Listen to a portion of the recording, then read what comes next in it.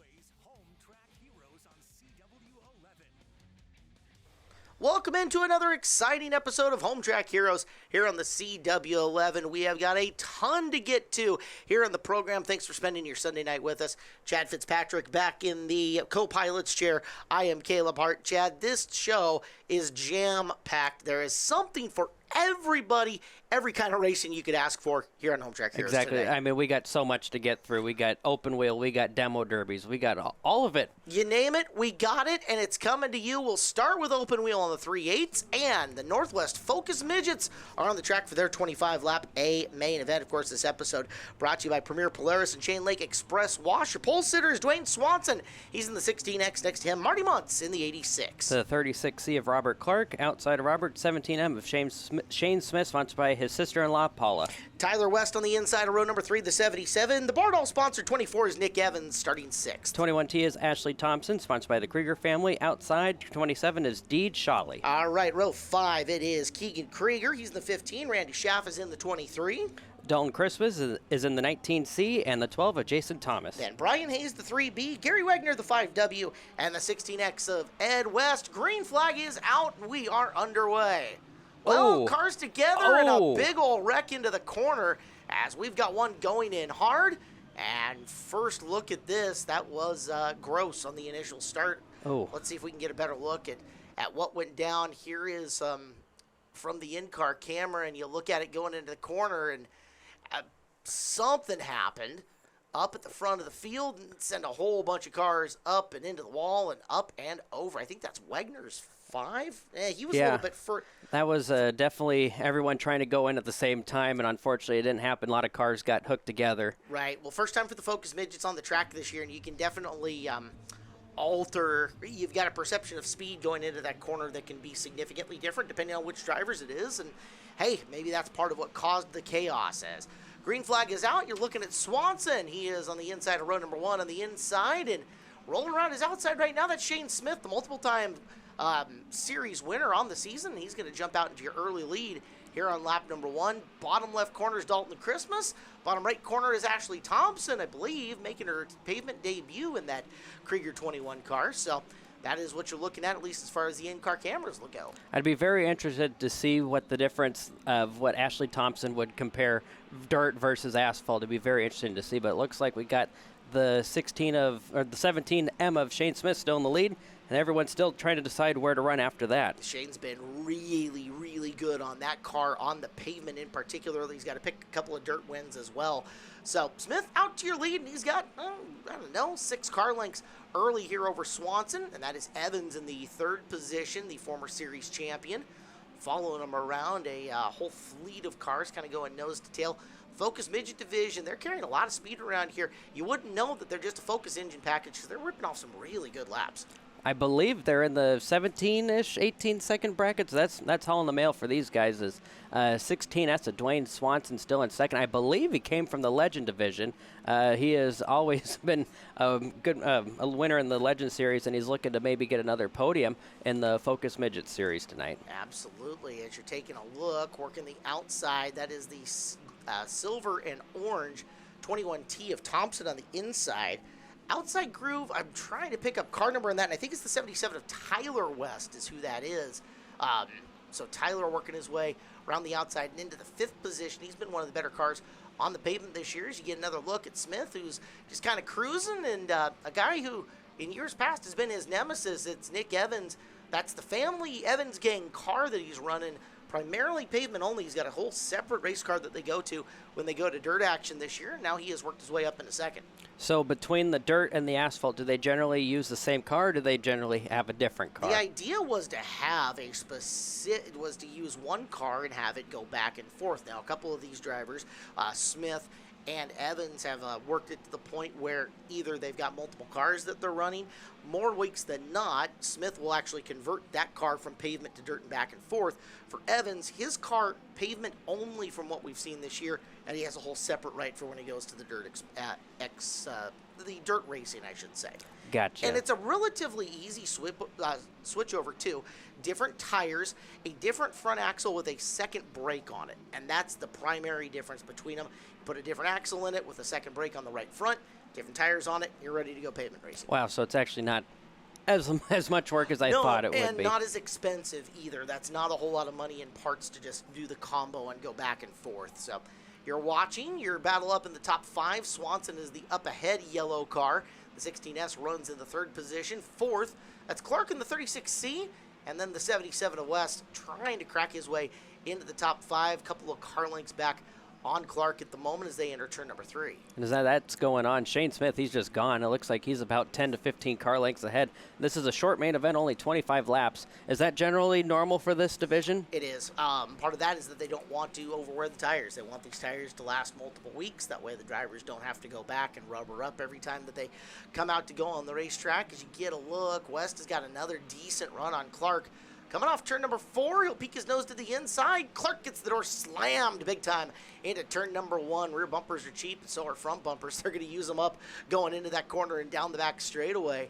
As we're going to get a look at the lead, there is Smith and Evans reeling him in.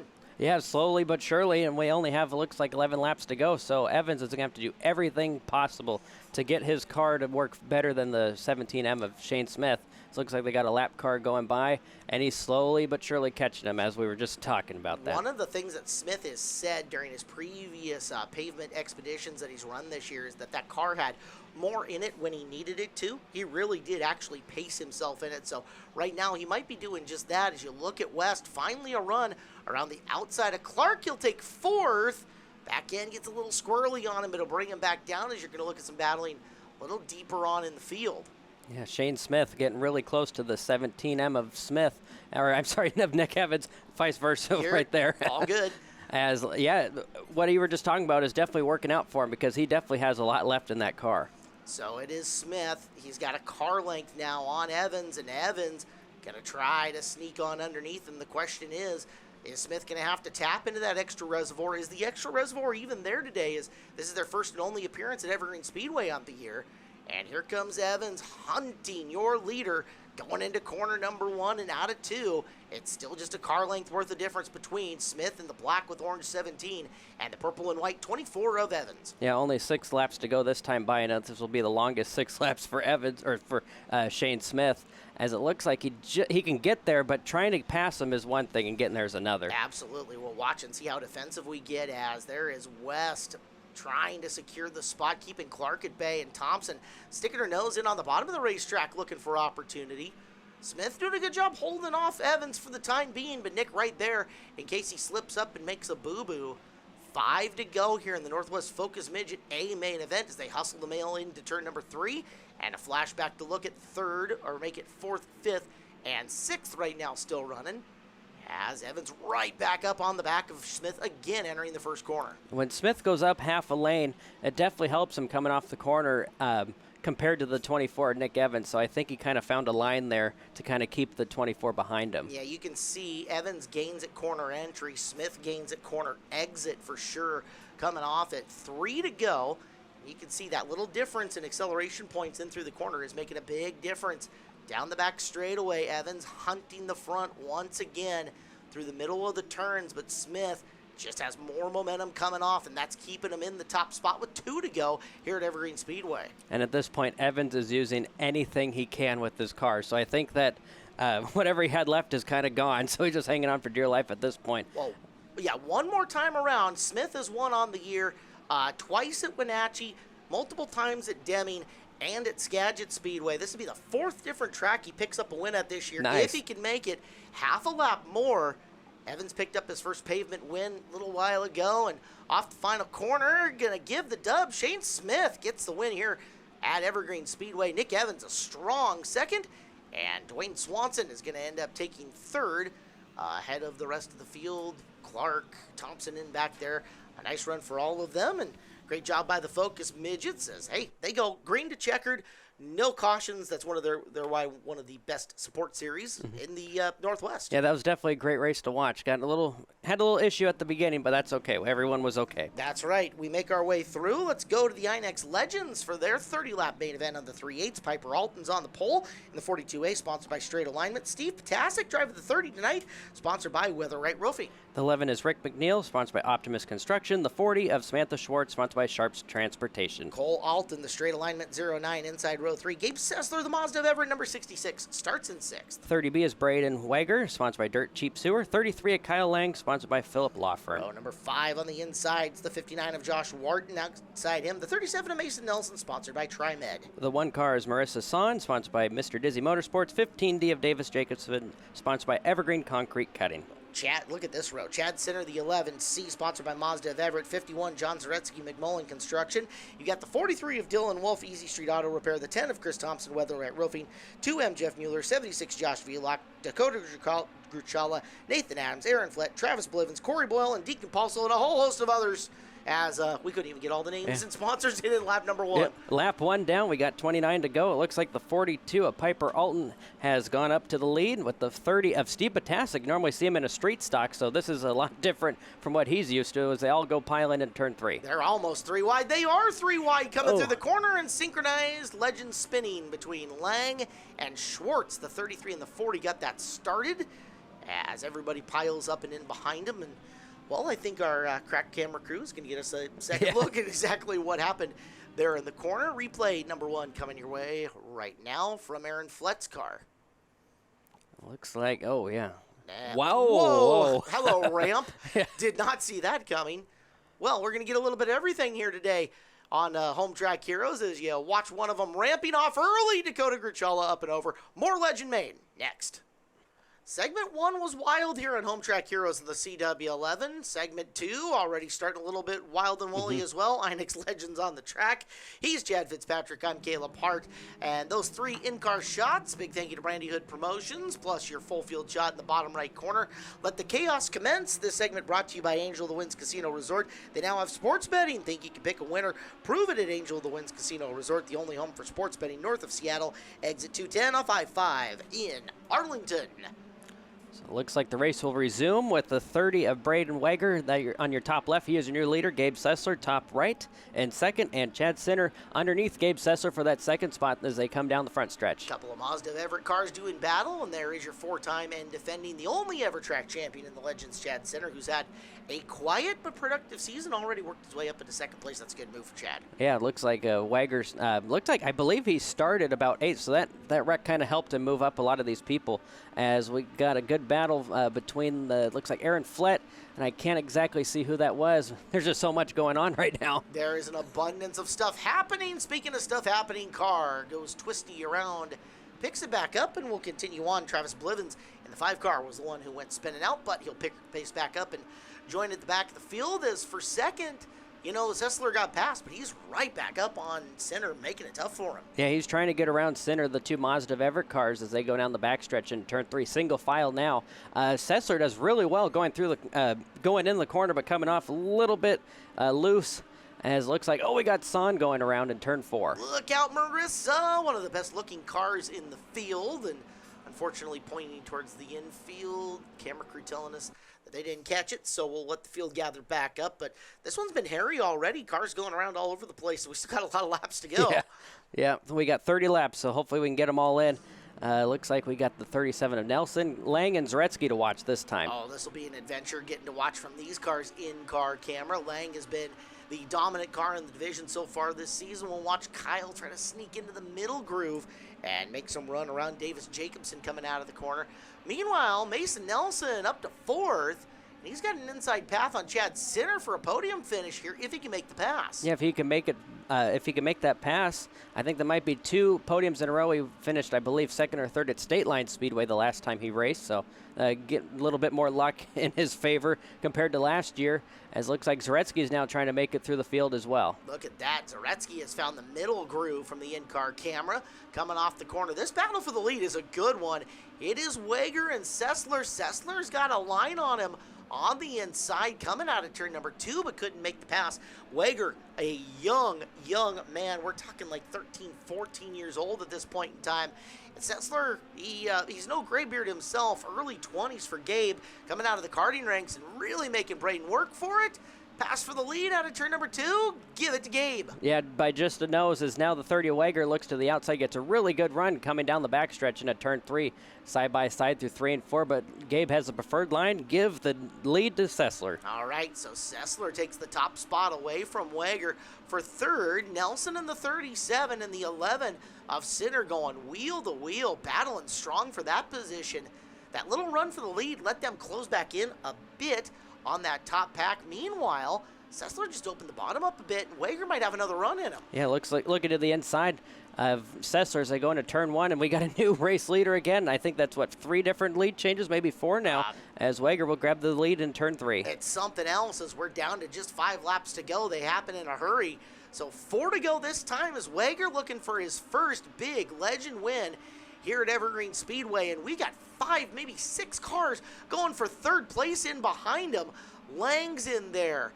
It's either Flett or Zaretsky. Whoa, hang on. Look out, Kyle Lang. Bouncing through, who gather it back together, and a whole host of others. Look out, Aaron Flett around. Keeps it going. We stay green. Yeah, no harm, no foul. We'll stay green as Flett with the good move to keep on going. As the 30 Wager and Sessler still up front. They kind of just left the rest of the field behind them now. That's exactly what they needed to get that done. So they'll battle for first and second. I think it's Wolf in the 43 now, who's working to the inside of Sinner for position, and he'll get that final podium spot coming into turn number 1. Wolf in the 43, Sinner in the 11, Nelson in the 37. It's just everywhere we've looked in this legend field, it's been a really good battle. Yeah, so much going on. White flag for Wager. I believe if he gets this might be his first main event win. Give him the W at Evergreen Speedway if he can. He's been successful in quarter midgets and junior sprints. Now looking to do it in a whole different discipline. Getting all kinds of pressure from Sessler off of 4. But give the win to Braden Wager at the line. Great race. Sessler 2. And Dylan Wolf is going to end up taking 3 because of the nature of the show. No podiums here tonight. We got to pack a whole lot of stuff into this. So let's move on. It is first appearance, I believe, for the Northwest Vintage Modifieds here at Evergreen Speedway on the year. They're going to the 3/8 as well. Yeah, this is a cool division to watch. Pretty fast lap times as well. I believe they run the 17-second bracket, so they're hauling the mail here. Your pole sitter's Randy Adams, car number 65. Next to him, Mike Clother in car number 7. 57 is Shane Strimple. Outside, the 23 of Kelcheth. Row number 3, Rick Villiard. The 2, Kyton Jones is in car number 30. The 82 of Vince Conwell. And outside, the 10 of Great Greg Scott. And the 9th place starter will be Dave Trapp in car number 51. 9 cars getting to roll, and let's see what they can do. These are essentially late models with no fenders and vintage bodies on them. At least that's how they were described to me as far as the technology goes. And I believe they have to have a GM stock front clip, though, but everything else is just like a late model. They're also on a very hard, long-lasting tire comparatively from what I've heard. Guys getting 3-4 nights worth of racing out of these. That's definitely nice to have. It looks like the leader. Oh, we got somebody possibly going around. Oh, Kelcheth, nice save. You can see the tire smoke. We saw the in-car from that. I watched the counter steer going on. He was getting all kinds of funky. The man on the move right now is Greg Scott, almost starting dead last and already into third by the second lap. So he is really hauling the mail as they all go into turn 3. Randy Adams, your leader. That's the car. I want to say we've seen Brian Cottrell in that car a bunch in the past. The last time we saw it, I think it got nosed in on the front stretch wall last year. Okay, so. You're the unofficial Greg Scott historian here. You've seen him drive a bunch of stuff at Evergreen Speedway over the years, right? Yeah, late models, figure eights, mostly figure eights, legends. Most recently Legends, of which he was a feature winner just a season ago, if I remember right. Yeah, and I don't know if he's done bombers or minis, but I'm sure he has. So this is Randy Adams in the 65, and Greg is running in the second position already as Strimple kind of got caught on the outside as getting shuffled backwards.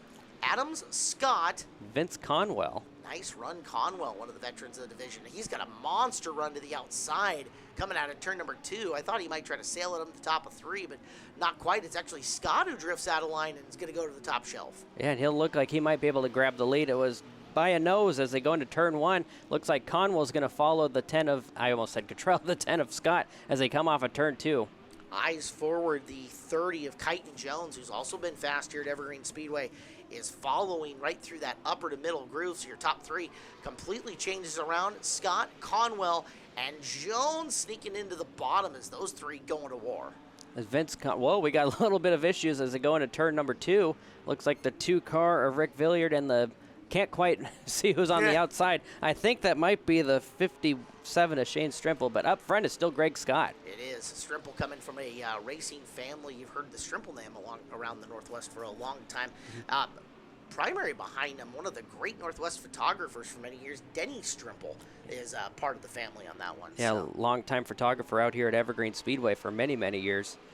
Vince Conwell still running in second. He has been to victory lane many times. I believe the late 80s or early 90s Bomber champion and a long-time Superstock driver out here. So we don't want to date him too bad because he's still racy and competitive. Well, okay, you've got 2 really grizzled veterans out in front of this field. I mean, we're talking about the things Greg Scott has done, but Greg's been around this place since Moses parted the Red Sea. Yeah. So, I mean, probably between both of them, about 50 or 60 years of racing between both of them. Hope they don't get mad at me for saying that. Well, Greg's a little grumpy to begin with, so they'll come down the front straightaway. It's Conwell poking his nose to the outside, and he thinks he's got to run. If he doesn't, danger of losing that second spot. Kyton Jones with the nose right in there. Yeah, Kyton Jones looking to take advantage of that situation. I think Vince knew what was going to happen. He tried to get down to the bottom, but the 10 of Greg Scott leaving the door wide open for Conwell. Let's see if he can make it happen, but just can't not make it happen. It looks like he's really strong exiting 4, but loses a ton going in through 1 and 2. So maybe an adjustment to the line. He's going to back off and pull down to the bottom as they came up on slower traffic.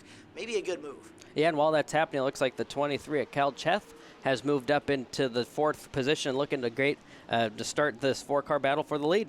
It has gotten good up in front here in the Vintage Mod Main. We're not even halfway through it. This is just first 12 laps of action. Greg Scott, the yellow and white number 10, leading Kyton Jones in the 30, and Jones going to make that same swing out coming out of 4 that we saw Conwell try to complete. Now, can he get through 1 and 2 a little bit better? It looks like he has, as they're going to be side by side as they go into turn 3. Greg Scott on the inside, Kyton Jones on the outside. A great run through 3 and 4, and Kyton Jones will grab the lead off of 4. Nice move, Kyton Jones. Conwell thought about trying the same, but pulled it back down for just a second. Now, see if he can emulate that line that Kyton took in 1 and 2 that was so good for him. They're back into 3 and 4 as Jones just stretching the advantage. But the race is on for second as Conwell continuing to look upstairs going into the 1st and 2nd corner. And Greg's definitely given the lane for that and definitely not letting him go by in the bottom. Vince Conwell is definitely going to have to get by Greg Scott on the outside groove, as looks like they're all 3 make it 4 now. It looks like the 2 of Rick Villiard's going to join this battle as well. Villiard's been sneaky closing on that front group of cars, and Cheth actually gave Conwell a shot in the shorts there at the corner, seeing if maybe he can help him pick up the pace and get through. And there goes Conwell sailing around the outside at corner apex, and he's going to take that spot coming up on slower traffic. So nice move, Vince Conwell. He's got the 2 spot. Yeah, Vince has only 13 laps to go to see if he can get up to Kyton Jones, so he's going to have to make everything possible work for him, as the 10 of Greg Scott hanging on for dear life for that final podium spot. You wonder if that is age. He might be getting a little tired. It's the first time we've seen Greg run all year. We've got a car going around. 65 of Randy Adams is the car that loops her. Turn number 2, didn't get a replay on it, so Field's going to bunch back up, and we're going to have a quick little shootout here for this A-main win. It's definitely been a good main event so far, so we'll watch and see what happens. We got now the 82 of Vince Conwell right next to the 10, or the 30 of Kyton Jones. It looks like we're doing single file for these guys, so yep. As here they come off of 4. Individual class rules as these guys run all over the Northwest at different places. We'll follow what they want to do, and hey, that's nothing but good news for your leader out in front. Kyton Jones looks like he's taken away from the field. Conwell too, and Greg opened up the bottom just enough. Can Cheth get down there and make it work? It looks like it did. A little contact down through 3 and 4, just not able to get by him still. As all that's going on, Kyton Jones able to build his lead up against the 82 of Vince Conwell. Great side-by-side battles. They go into turn number 3. They silhouette each other as give the 23 the 3rd position. Beautiful wording. in silhouette. Love it. Down the front straightaway they go and give the position now to Cale Cheth, who's going to get a chance to try to run down the lead pack. Jones, Conwell, Cheth, 1 through 3. Scott, 4. Villiard sits in the 5th position. We've got 1/3 of the race left to go, just 10 laps. And you can see car at mid-corner for Scott just not staying down at the bottom of the racetrack Yeah, anymore. as it goes on, it's getting worse and worse. As it looks like he's pulling way up. It looks like there might be something going on because he is definitely off the pace now. So Greg Scott, problems in car number 10.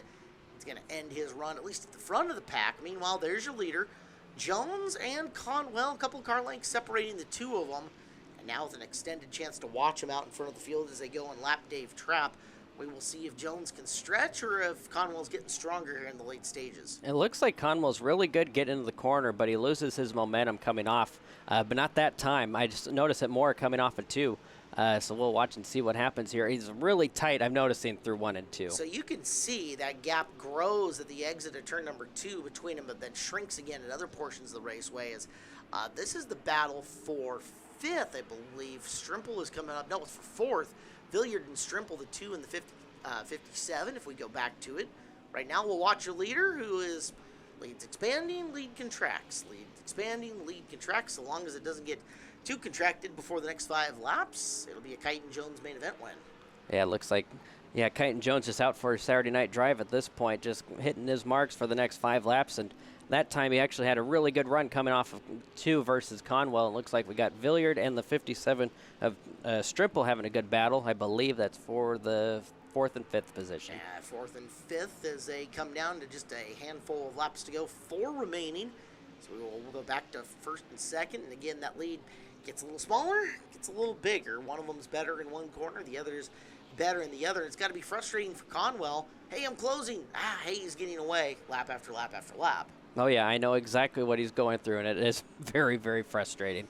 You wonder if there's a distinct difference for these two guys in the area of the track that's shaded, cooler, especially going into turn number 1 versus the area of the track that's warm and been baking in the sunshine all afternoon going into turn number 3. That could be a factor, and a lot of it is turn 1 is such an odd corner because there's no camber until you get into the middle of 1 and 2. So I'm noticing Conwell's better corner now is 3 and 4, so maybe he's figured out something better versus 1 and 2 because turn 1 is like nothing else compared to another racetrack. Well, they only have 4 more corners to go. Kite and Jones through 1 and 2 holds the advantage and opens her up a little on the back straightaway as he has done nearly every lap we've watched this. Jones down the back straightaway for the final time and to the checkered. Kiten's going to win. Conwell will take 2nd. And a little ways back there is Cale Cheth in 3rd. So 3 races, 3 pretty good battles up at the front of this field. Can we go 4 for 4? What do you think, Chad? I think so. We can do it. They can do it, I should say. All right, well, it's time for the Frank's Radio Outlaw Figure 8 division.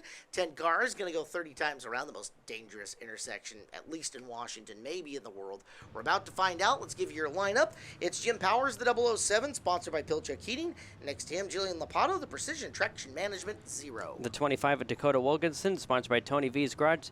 767, Jamie Corbett, sponsored by A1 Service Muffler, and Ryan Berg. It is the 74 of Chris Curtis on the inside of the 3rd row. Nick Holton's next to him, the 71, sponsored by Northwest Adventure Rounds. 676 of Ricky Dietz, sponsored by Tire Pros of Arlington. The 50, John Carlson, sponsored by the Fireplace Guy Hearth and Home LLC. Row 5, Richard Shanebrook, Pristine Landscaping in the 98. Ryan Clark's 51, sponsored by Bulldog Heaven Northwest. Green is out, and we are rolling here for the Outlaw Figure 8s. And Lopato going to take the early lead. And I believe she has a win under her belt. I'm not sure if it was from this year or last year. 2 now. 2. Yep. Look at that. So we'll go for maybe 3. Yep. So we'll watch and see what happens here. Looks like the 676 or 767 of Jamie Corbett into that 2nd place position. All right, we're going to get ready to take a commercial break, but don't touch that dial. You're not going to want to miss a thing. It's the Frank's Radio Outlaw Figure 8 main event here on Home Track Heroes. Well, you are knee-deep in the Frank's Radio Outlaw Figure 8, a main event here on Home Track Heroes. I am Caleb Hart. He is Chad Fitzpatrick. And out in front, they are still chasing Jillian Lopato, it looks like. Jamie Corbett in the upper left-hand corner of your screen, the 767, is running in 2nd place. And beyond them, cars battling all over the place, rolling in and out of the sunshine. I think the 007 that's in the upper right-hand corner just ahead of Cowboy Carlson is in third of Jim Powers at the moment. That's a good battle tucked in behind him. Yeah, it looks like they're trading paint back there in the mid-pack. Right now, I would normally in an oval track race, I would say Jillian Lopato is in the safest spot, but with figure eights, he might get out too far, and then it could be an issue. There are 20 laps to go here in this A main event. No, it's getting physical in behind him. Everybody drives through, and then it didn't stop getting physical. Smoked the poor Uke tire as the 50 of John Carlson's the one who gets the worst of it. Right in the intersection, and Lopato had to check up, and Corbett gets around her. Yeah, and then we got the 71 of Holton going around. Looks like Jimmy Powers made a little contact with him. They will keep going. No yellow needed. But your new leader, Jamie Corbett. Wow, so Corbett gassed her up when he saw the chaos happening. Lopato checked up. And that's the chaos that the intersection can bring here in this division. Yep, right place at the right time. Let's see if Lopato could get back up to Corbett and pass him for the lead. As it looks like 76 of Dietz. He always has that car sideways. I don't know how he does it. Ricky Dietz, he likes living that slideways life, right? Yeah. He's Evergreen Speedway's own personal Billy Idol as we continue working their way around the South Pole. You're watching Corbett, who's part of the same team that Dietz is on. And Lopato doing a good job rolling back in on him after losing some ground in that intersection action. Yeah, definitely a lot faster than Corbett. Just 2 laps ago, he took the lead, and she was half a lap gone. Now she's already back up to the rear bumper. So we'll just have to see. She has 16 more laps to try to get by. It's really hard to pass on this track, so it'll be interesting to see if she can make it work. Wilkinson in the 25 trying to hold off Dietz in car number 676. Sorry, I got that the wrong way. So we continue to watch your top two. Jillian right on the back of Jamie.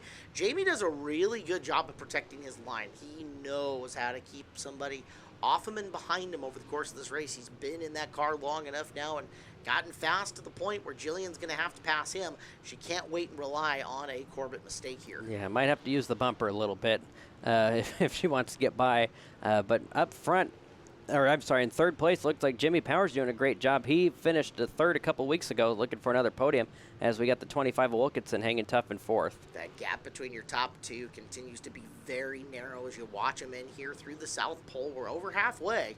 17 down, 13 to go, and both of them out of the intersection for the time being. The rest of the back of that pack is tight enough on it that it's a non-issue for now. Corbett can just continue accelerating at the points that he wants to, and Lopato hunting him through the South Pole of the racetrack, just looking for any gap that might come up. At the pace they're going right now, they're both pulling away from Jimmy Powers and the rest of the field as well. Definitely the top two fastest cars on the track. I don't know if John Carlson will be a hindrance or not in the intersection, because it looks like Carlson now is starting to gain a little bit more speed. Yeah, if they hit the back of that pack, it's going to be surprising. The back of that field's got a lot of fast, talented race car drivers in it.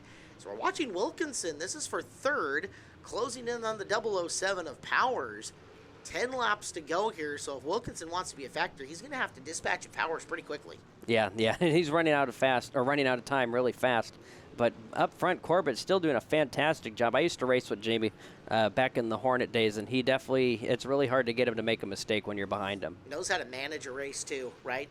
Yes. He knows where the points are that he's going to be vulnerable and does everything he can to make it so, hey, if I'm vulnerable here, you got to have an awesome opportunity to get around me, or else you're not getting by. And he will figure out where you are vulnerable too. But up front, battling for that third spot between Jimmy Powers, the 25 of Wilkinson, and Dietz has definitely started to heat up. As it looks like the 007 of Powers has a way better line through the north turn versus the south. Yeah, Powers is having a really good race here in third, and he's doing a great job. You want to see him pull off that podium if he can hang on to it. So we're down to just 7 to go. Corbett and Lopato out in front of this one, and it has been tooth and nail here for about the last 10 laps or so. For third, Powers getting everything Dakota Wilkinson has to throw at him and continues to hang on to that final podium position. Yeah, just got a little under 5 laps at 5 laps to go now, as Powers just hanging on for dear life, getting a little loose coming off the corner. Didn't seem to be any issue, but looks like Wilkinson was trying to get by that time.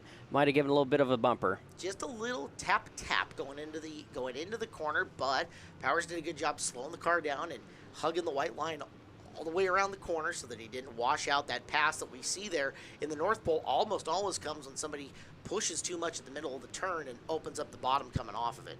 Just like that. Oh, yeah. And but Wilkinson overcooked it going in. Yeah, it looks like the 74 Curtis got involved with that as well.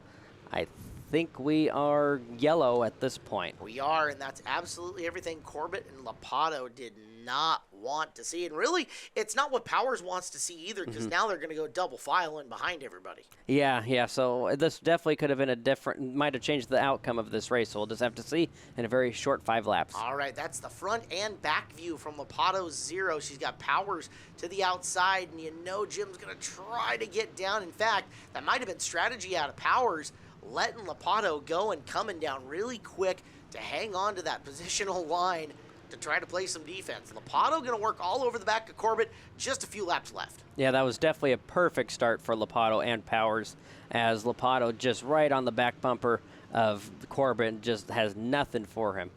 Side by side for 4th to the inside. That's Holton in the 71, and he's going to take the position away from Dietz. Dietz back to the inside. Big old thump. Holton manages to get through it and then going loop-de-loo. Once again is Chris Curtis. Rear tires are cheap, whatever. It's been a rough race for him. It has. So we're coming into the white flag. This next time around, it is Corbett, Lopato, and Powers. Those 3 cars breaking away. Let's see how aggressive Jillian wants to get. Intersection, not a factor here. She's going to have to pass him. Yeah, we'll see if she has any tricks up her sleeve, because she's got to use them now. She only has one more corner after this. She's raced him really clean and vice versa.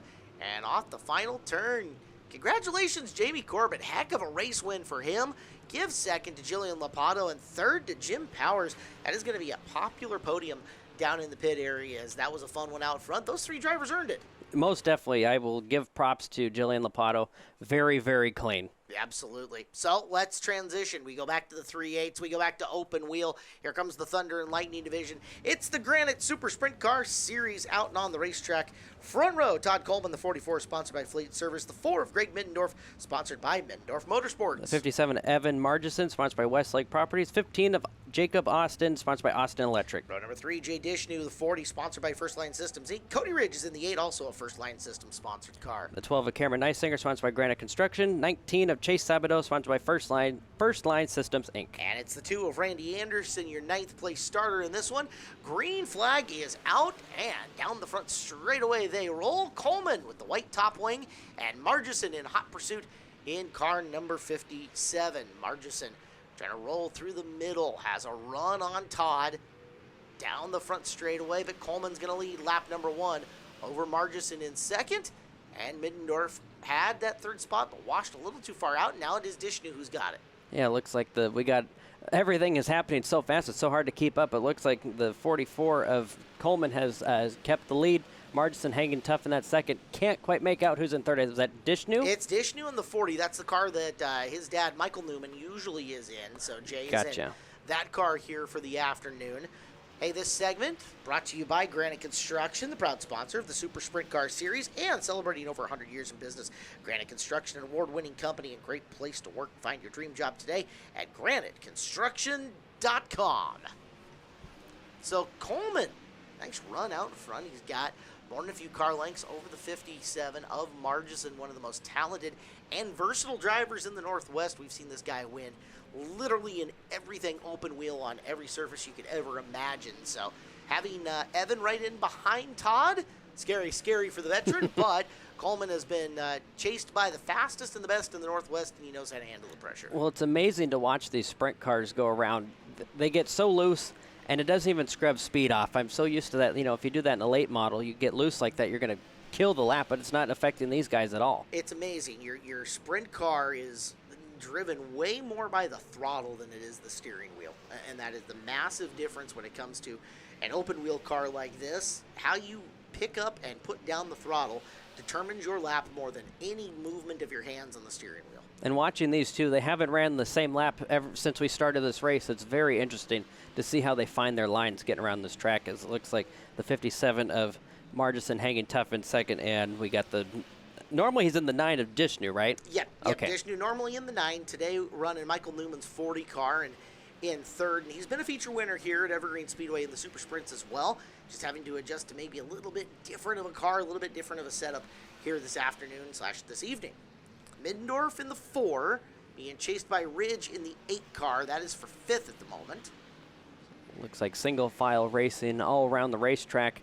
The battle is definitely for 2nd and 3rd. It looks like they get a gap and then it starts to shrink. He gets to him, then the gap kind of moves back and forth. Yeah, it's amazing.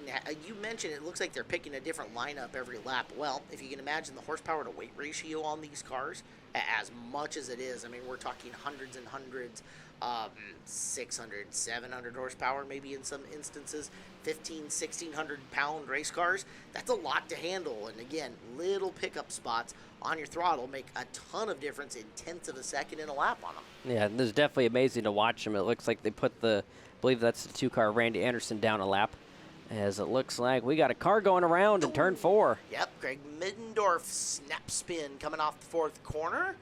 Camera crew, we're just going to push right through. No replay here on this one. So we're halfway-ish through this main event for the Granite Super Sprint Car Series. It's been all Todd Coleman so far, but stack the field up behind him. Restarts mean a world of difference in this class. We'll watch and see what happens here. If Coleman has anything to hang on to with the 57 Evan Margison, it looks like they're going to get the green this time by. Ooh, that's a good start for Margison on the outside. Take a look. Can he circle him coming off the middle of corner number 2? Give him the top spot. Margison to the lead in the 57. Yeah, that was perfect for Margison as they go into turn 3.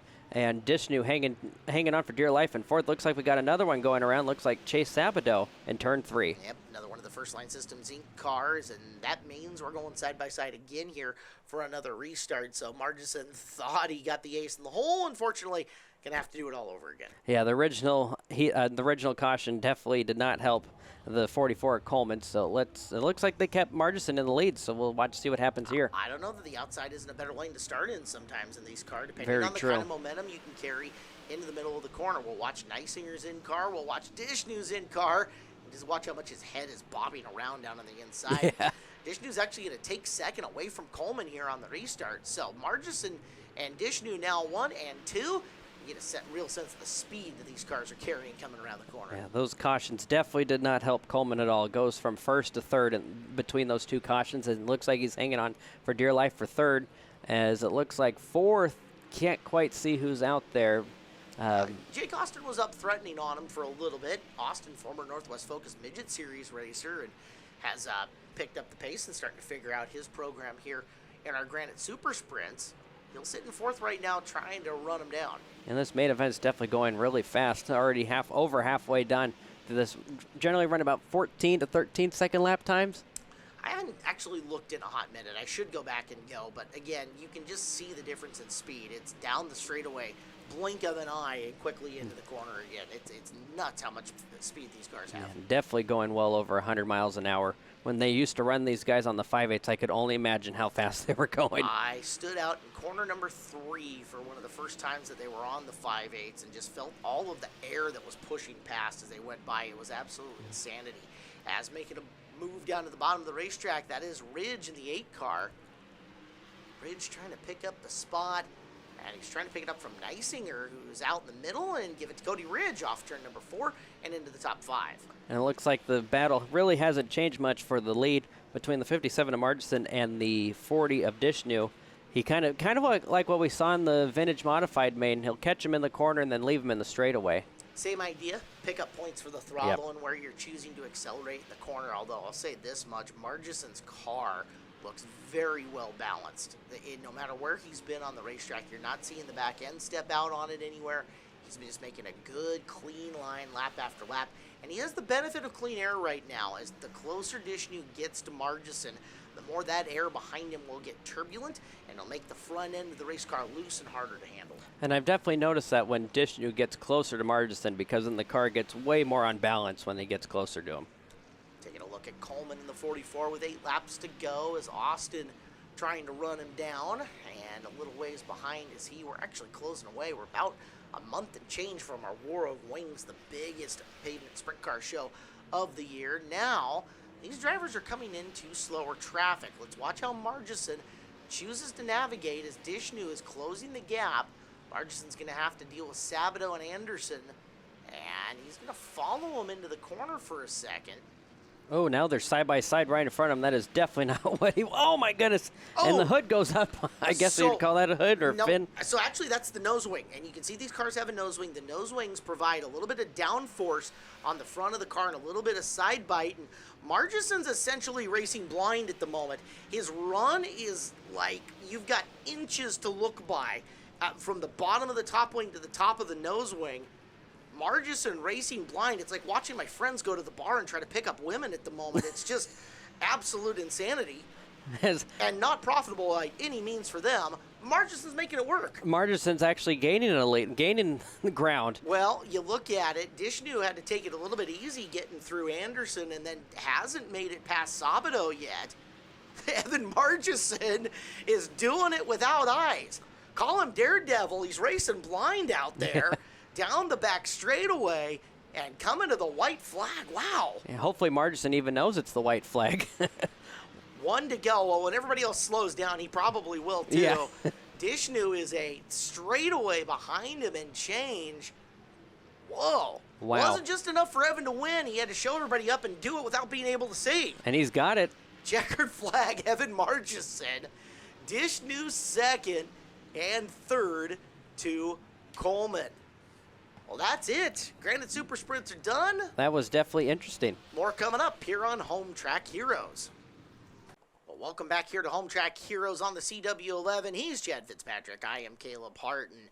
Our open wheel extravaganza on the 3/8 is about done. We got to go to some small car action on the 5th mile.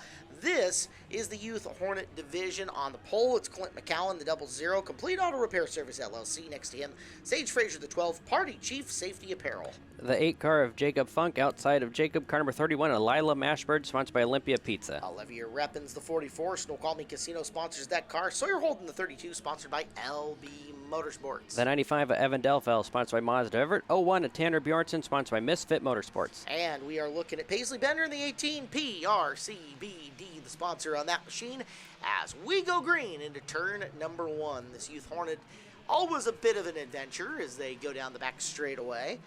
I think, is it Sage Frazier getting the early lead? Frazier in the lead. Looks like they're battling for second between McGowan and Mashburn for second. All right, so your early leader is Frazier. Now, this has been the Paisley Bender show this year.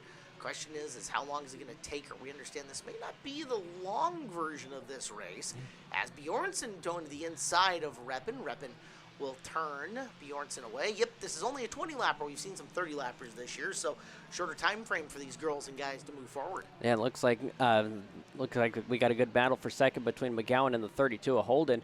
Holden, I believe, has just gotten quite a few podium finishes. I don't think he's pulled off a win yet, so we'll see. Hopefully tonight he can get it. That would be a good night to do it. As for the lead, Frazier and Mashburn into turn number 1. Still, Frazier hanging on to it. Mashburn 2. So work their way into the third corner, and there's for third. Holden inside. Nice job. Not getting into the rear corner panel of McCowan, and up to another podium position goes Holden. Yeah, it looks like McGowan goes up half a car length. Lets Bjornsson go by, as Bjornsson will get into the top 4 now, trying to get by the number 32 of Holden, coming in quick. Bjornsson's been a fast car in the division as well. Can Holden hold Bjornsson off? So they'll work their way into the first turn. We are to the USA Birthday Bash portion of our show, by the way, so happy birthday, America, as everything from here on is part of the USA Birthday Bash. Battle for the lead continues to be all Fraziers. We're already 5 of 20 laps into this. Yeah, and I wonder if these youngsters realize that they only have 20 laps to do this when they've normally been used to 30. So this is not this is definitely more of a sprint tonight for them. Right. Patience, not a virtue at the moment. However, Mashburn hasn't been close enough to really make a move on Sage yet. Sage has done a good job of just hanging on to that car length or 2 advantage that Sage has had all race long. Yeah, it looks like we got a good battle between Evan Delfo, who won the race last time they were out here, trying to get by the 44 rep, and now looks like Bender trying to get underneath the 8 of Funk. Paisley Bender looking for room underneath Funk's 8 car, and you can see off the turn, Funk cut way down in the straightaway to try to get that door closed. Now, effective line in keeping your position, but not the fastest racing line doing it that way. Yeah, you cut off a lot of speed doing that, and as they go on, the field is definitely kind of starting to spread out a little bit, and that is exactly what Sage Frazier wants to see. This This time by, it'll be halfway. 10 laps in, 10 to go. There's been good racing wherever we've been watching. Holden now getting away from Bjornsson, and Holden is tracking down the top 2. Yeah, well, only 10 laps to go now. We'll watch and see what happens if he can get up to them or not, as we still have Bender running in the 6th spot. She's running out of time as well. Passing him's one thing. Catching them, whole different story. Catching's easy. Passing, very, very tough, and especially here on the tight course 5th mile that the Youth Hornets run on their weekly basis. So Fraser's still just cruising, making good laps, hitting marks, doing everything that is necessary to come out and win this. Meanwhile, plowing really wide was Mashburn, and that might be express pass for Holden and Bjornsson to pick up a spot, although Holden got a little too wide, and Bjornsson taking advantage. Yeah, side by side for 3rd, and Bender now able to get into this battle as well, coming from last, I believe, for 5th now, as she is definitely on the move. She was the quick qualifier in the division, starts at the back of the field, and now Paisley's going to pick her way up into 4th, following Bjornsson past Holden. Holden coming up on Mashburn, as we're down to just 6 laps to go. Underneath goes Bjornsson. He is going to have the spot entering turn number 1. And Bender is tucked in to follow, looking for the final podium position. In fact, low groove open, down the back straightaway. Can't get all the way in there. That allows Mashburn to sail around the outside, but can't get a spot back herself. And a little contact between the 01 of Bjornsson and the 18 of Bender. Now they'll both go up into the top 3 now, as they got not a lot of time. Fraser, she's gone. Sage is doing everything necessary to win this, as Bjornsson down on the bottom, holding Paisley off. We're down to just a few more left, and the longer 2nd and 3rd race each other, the better for Sage Fraser. That is perfect for this scenario right here. Is perfect for Fraser up front in the 12 car.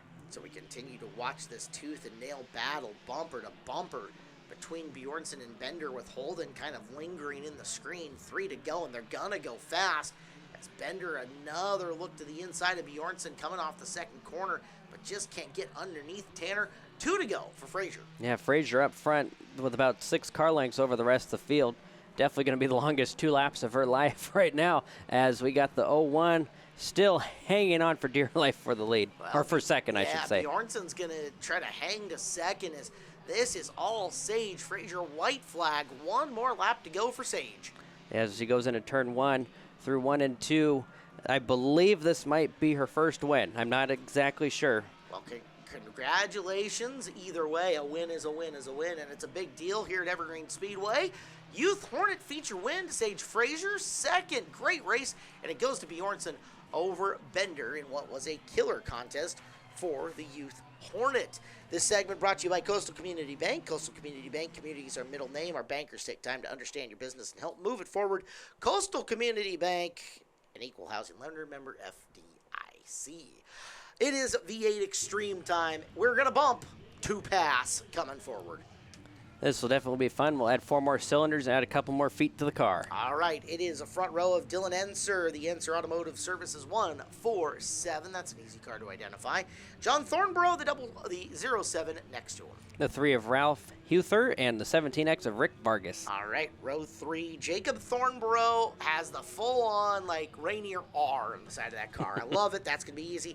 Brian Thornborough is the 7 next to him. And then we got the 102 of Travis Golden, the 191 of Keith Taylor. And Max Boyd, the 86, John Hilburn, the 38. All right, so there's no pole in this one, you see. They're just going to be straight up, 2x2, bashing, crashing. The rule is you've got to make contact with them to get by them. Now, as the field spreads out, we can get a little more lenient at times on it, but you want to go by them? Full contact racing. Whack-a-mole. Just destroy them. It's going to be great. So you're driving on eggshells the whole time you're out there. Or you're the aggressor. Exactly. And you're the one saying, eggshells be darned, I want to get the whole darn chicken. And we are underway now. Uh-oh. Car on the inside of the 2nd row did not take off. That's going to be bad news for them. You don't want to be the slow car out there, because that's just a path to punishment, for lack of better terms. Well, look at that 191 of Keith Taylor. What is that, a 57 Chevy? Yeah, maybe. Taylor, the, former street stock driver here? He's done a little bit everything. Yeah, a versatile driver who now wants to take his aggression out in the bump-to-pass division. That's the 3 of Ralph Huther, and Huther's got a nice spot. Meanwhile, All right, spreading out. I'm waiting. 86 of Max Boyd looking to get into the 102 of Travis Golden. Oh, Hilburn. Oh, my goodness. Up and over. That was fantastic. John Hilburn flips a bump to pass car. Look at that. Bam. Boom. Full on right side into the Uke tires. Those Uke tires are evil. They must be punished.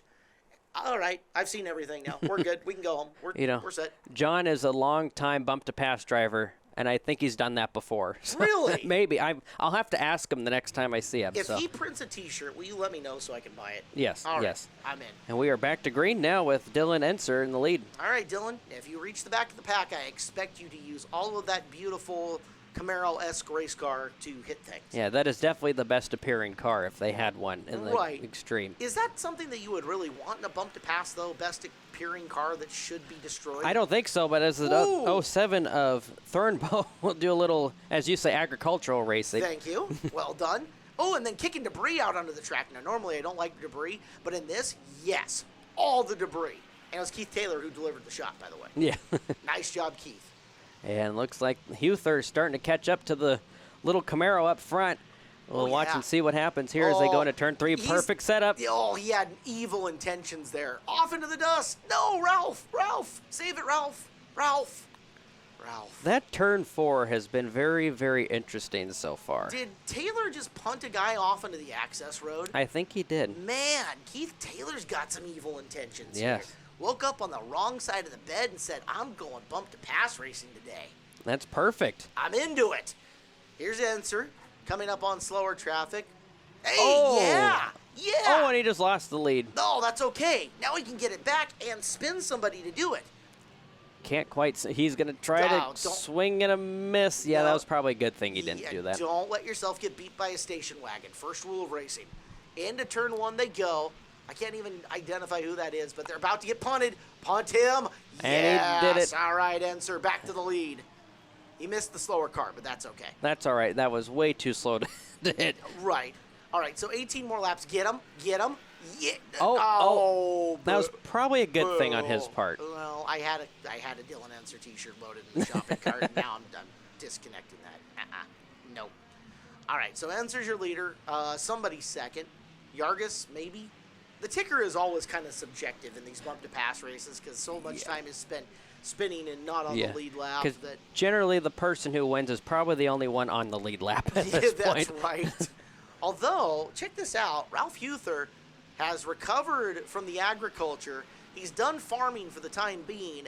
And that car, I mean, if you could play the Jaws theme. Into the corner. This will be interesting. And they got past the slower car. Slower car didn't even rough them up on the way by. Boo, slower car. Come on, Ralph. Come on, Ralph. This is your shot. Oh, he missed. Swing and a miss. It's okay. He's going to get another one. Look at the speed.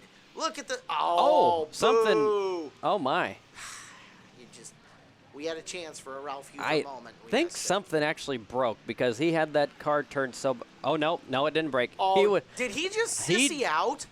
Did he just sissy out of getting the hit? Maybe. I don't like it. Well, now he's not leading anymore. Although I don't know if Huther's leading himself either. It says Yargis, but I don't know where Yargis is. Maybe Enser just wanted to make it a little bit tougher on himself and go down a lap? Maybe that's what he... All right, well, he's got 11 to go. There's our second place, Taylor, who's got the 57 Chev. And Yargis might be back there with those guys? I don't know. Yeah, there's so much going on, I don't even know. It's chaos. It's chaos. It looks like the station wagon is our leader. Okay, station wagon is Yargis then. Okay. All right, so the wagon's the leader if we see that coming back up. That was nice. Dude, Ralph is, yeah, now I need the Huther T-shirt. Get him. He ducked off the racetrack to avoid you, Ralph. Don't spin. No, and he just ruined it. I had such high hopes. So 10, we're halfway through. 10 down, 10 to go, and that 147 has a really bad push. He's the fastest of the cars, sorta. He's probably also one of the lightest cars, too. A Camaro is very, very much lighter than these Monte Carlos and these station wagons. It's got a naturally kind of sporty motor and some sporty suspension. I mean, there's a reason why if you've run a street stock for a billion years, you run a Camaro, right? Exactly. So same rules apply. with this, but you generally in a bump to pass car, you want to go bigger the better at this point. Yeah, get a boat, right? Yep. Something that's gonna last. Who cares about winning? I just want to strike. Yep. And cause chaos. This is Yargis in the orange and black station wagon. With 2 to go this time by. Or just come on, Answer. Catch him and spin him. Catch him and spin him. Come on. It's gonna be a long trip to catch him and spin him. Yep. Oh, and then gets in the back of Max Yargis. Boyd. There you go. At least you got some action in there. That's fine. I'm not too disappointed in it. Looks like the white flag should be out now. One more time by for Yargis. Although Answer's been fun. Yep. Other than the ducking off to, not hit. That's fine. Everything's fine. All right, one more time. Yargis into 3. Off of 4. At least we flipped one. And checkered Yargis gets the victory. And Answer will be second. And Huther might be the only other car running. So we'll give him third. And if anybody disagrees with me, we're still going to give him third. Exactly. Okay. We'll do it. We're good. We're going to go away from bump to pass. And let's go to organized as Answer goes spinning in the infield. All right, not so bad. It is time for Stinger 8s coming up. The Buzzin' Steakhouse Stinger 8s on the raceway for 30 laps around. And your lineup looks like this. Tayden Ireland in the 42K, and Hunter Jenkins, the 85, make up your front row. The 83 of Josh Beckel and the 102 Randy Moffitt, sponsored by B&R Drywall. All right, the row behind them, Lucas Hausenfluck, the 03, Michaela Larson, the 57. 202 of Kenny Shukar and the 19 Talon Color, sponsored by Ray's Espresso and Machias. It is Ashley Shukar's 111, sponsored by Hop Racing, and Andrew Renders, the 40, sponsored by Whidbey Donuts. The 18J at Jackson Beckel, sponsored by JBR Racing. 42 of Robert Smith, sponsored by Honda and Toyota of Seattle. Peyton Hop is the black and yellow 16, Papa's in Monroe. Damon Claiborne, the 43, Abendroth Equine Development, the horse and trailer. 49 of Calvin Miller, sponsored by Precision Forestry Inc. out of Arlington. 78 of Kyle Shukar. Hey, it is the one of Brandon Lindbergh, Cox Wheels Racing. All Ply Roofing LLC sponsors the 151 of Cody Weldon. And the 33X of Kent Brooks. We are underway for the Stingers. With 19 cars. Ooh. There will be traffic in the intersection in no time. Looks like Hunter Jenkins is in the safest spot as of right now. And that's where you want to stick if you're Hunter. Just be there with a couple of car lengths behind you to the next car. That way you can time up the intersection as much as you want. Oh, Kent Brooks. Wow, Kent, welcome to Figure 8 Racing. I Holy believe cow. he has family that have raced figure 8s here. I believe he's related to Jody Brooks, who ran in the Extreme Contact back in the 90s. I will get confirmation on that. Oh, Larson, the 57, around, and we got a chain reaction coming through. 1, 2, 3, 4, 5, 6 cars. Math is hard, especially when you get spun out like that and all in between them. And we are going to get a lot of looks. Heck, knocked a window net off. First, the look from the Claiborne car. Oh. And, nice save, Damon. Almost. That was close. Calvin Miller, complete with the... Do you see the air freshener tree? I think he almost got it out worse than anyone. All right, there's Larson. She gets around, and now this is going to get painful. Painful? Yep. Well, only once. That's not so bad. Yeah, that wasn't bad. All right. And Ashley Shukar. Probably there was just nowhere to go for Ashley. And that was the best seat of the house right there to watch that one. Well, at least it wasn't. At least it was like one of those slow thump, thump, thump, thump, thump. Nobody really got like the entire front end taken off over the course of that. So we did get a lap in, so we're going to go Delaware style on the restart with Jenkins out front. And a whole bunch of people tagged in behind Hunters. We'll go back to green. Yeah, and Hunter Jenkins will resume where he left off. 83 at Josh Beckel looking to get second. I believe that's a 102 of Randy Moffitt still fighting hard. Looks like they haven't even taken the green flag yet at this point. Almost. I think Claiborne's made up a bunch of spots there in the 43. Him and Renders are going to be up further on this field. And you see Renders in that familiar blue with orange 40 car already working his way into third. So up front, it is all 65 of Hunter Jenkins. Yeah, definitely up front. We got Beckel in second. He has definitely been in victory lane with his figure 8 cars over the years. Yep, Moffitt's that 102 trying to battle his way for about 4th or 5th at the moment. Renders is up there. There goes Claiborne looking for a spot. And last year's champion. Brandon Lindbergh, who was almost unbeatable last year in a Stinger, back in the Cox Wheels Racing, won for the first time in forever and a day, and trying to work his way up into the lead. Yeah, I believe he started towards the back end of the field, and he's cracking into the top 8 at this point, so he is definitely the man on the move right now. Hunter Jenkins doing great. It looks like doing a little triking into the, I guess you'd say turn 1 there. Hey, whatever you got to do to keep the car going forward. Beckel is right up on him now, though, and we have got a battle for the, whoa, that was tight.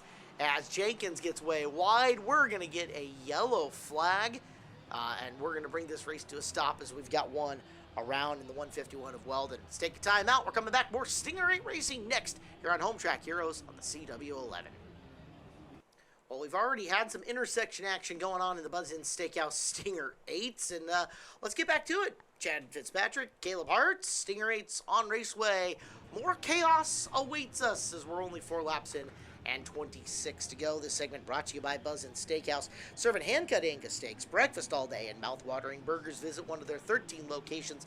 Buzz Inn Steakhouse, proud sponsor of the Stinger 8 division as we are back and underway. So Josh Beckel will grab the lead. Looks like his car is about a foot shorter. I don't know what happened there, but it looks like a great battle. Here comes the 40, or the 1 car, last year's champion, into the 4th spot. Brandon Lindbergh right next to Claiborne, and coming off the inside of the North Pole will have it. So he'll work his way into the next straightaway. Meanwhile, Beckel, your leader, renders the 40 car, making his move around Robert Smith's 42. Yeah. And into that second spot, Renders has been a strong competitor as well in the Stinger 8s. Yeah, the 2 Preludes fighting it out. Great battle. As they keep doing that, Beckel will just keep gaining more and more of a lead. I could see the tail end of the pack going to start to slow down a little bit, so I think we're going to have a little bit of intersection traffic. We started the Stinger 8 main with 19 cars. Chaos awaits us. There's no way to avoid it, right? Absolutely no way at this point.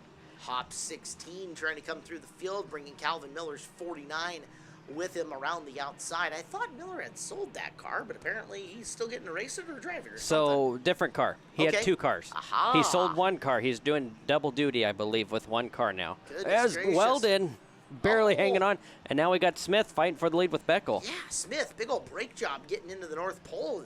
That'll pull it off. He carried a lot of speed there. And here comes Lindbergh swinging almost 3 wide into the intersection, trying to pick up a position. He's going to tuck right in behind Beckel, not afraid to use the doors, the sides of that car. He's going to get 3rd, and look out, 151. Cody Weldon, you've already got the wrong end of an intersection once. Let's try not to do it again. Is somebody's bumper hanging off That's of his own Lindbergh? bumper, it looks like. It looks like it. You well, think? I believe so, but it kind of, when he goes around the corner, it looks like it reattached itself. You sure? That's off-colored. Is it? That's a blue color bumper. I think he's got somebody's back He bumper might, on his he back or front bumper on his back. Something. Either way, bumper cover's also cheap as Lindbergh takes the spot away from Beckel. Yeah, and All I right. believe that's for 2nd, so he's picking up from where he left off last year. That might be the Renders bumper cover.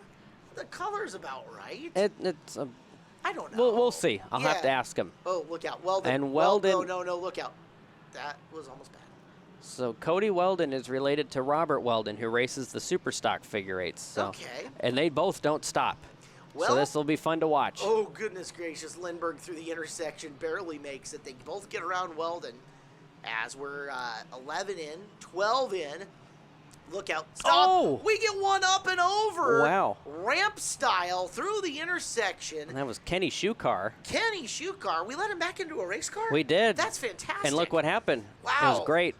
Kenny gets airborne Looks like- through the intersection, and there's Kyle Shukar pulling right up next to him to check on him. So family checking on family. Yeah, go check on his dad. All right, so second try, and there's Oh, Kenny, my. who goes full send over Taden Ireland in the intersection. Wow. That was definitely a double tap right there. All He right. got hit once and hit again. So here's the third leg of the Shukar family. Here's Ashley watching. Oh, goodness, Dad get up and over. That's crazy train. Wow. Huh. Well, Yeah. we knew it was going to get chaotic, and we're not even halfway. Yeah, we're not even halfway through. So we'll watch and see what happens. We got 19 to go. We've already Ooh. had 2 intersection hits. Thoughts and prayers with Kenny. Goodness gracious. All right, Robert Smith, your leader in the white and green 42. Brandon Lindbergh, the red 1. Josh Beckel next to him in the 83 as we're back to action. And now it looks like the 1 car has a little bit of damage. I think now every car has damage on their car. This has been full contact Stinger racing, and we make that joke that, the other figure 8 divisions are a little physical by nature, but this has been physical by choice in some of these instances. As That is for sure not his bumper cover hanging off that one car. That can't be. It's almost wedged between underneath and like the right rear tire. Somebody's going to come looking for it after the race. So Robert Smith up front, one car of Lindbergh in the 40 of Reinders. That's how they run right now. They're starting to spread out again.